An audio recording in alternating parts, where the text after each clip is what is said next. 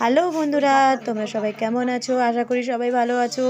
মানে আমিও খুব ভালো আছি, যেহেতু আমাদের বাড়িতে একটা নতুন অতিথি এসছে, সেই তারই আয়োজনে মানে যেহেতু তার 11 দিন হয়েছে। আমার শ্বশুরবাড়িতে নিয়ম হচ্ছে 11 দিনে আতুর ওঠে। 11 দিন আতুর ওঠার পর তো আমাদের বাড়িতে একটা ষষ্ঠী পুজো হয়।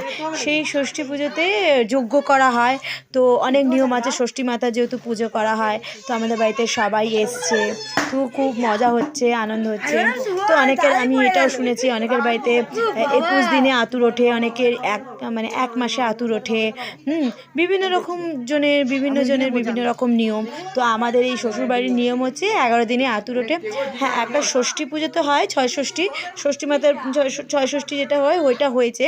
তো এটা 11 দিনের যে পুজোটা ষষ্ঠী মাতার পুজো, এটা যজ্ঞ করে হয়।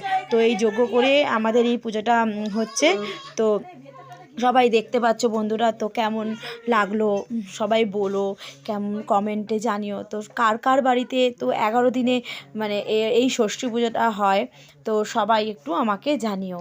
আমার তো খুব ভালো লাগছে আজকের দিনটা, যে সবাই এসছে। তো আমার নতুন অতিথি একজন আমার বাড়িতে, সবাই খুব ভালো লাগছে এই দিনে। এই দিনটা মানে মানে সবাই তো আশা করে। তো যেহেতু সবাই আছে, হ্যাঁ। তারপর আর কি নিয়ম আছে এদের আমি জানি না, তো নিয়মগুলো সবাই এখানে সব নিয়ম তো আমি তুলে ধরতে পারলাম না, যেটুকুনি পারলাম সেটুকুনি আমি তুলে দিলাম। তো টাটা, বাই বাই, ভালো থেকো।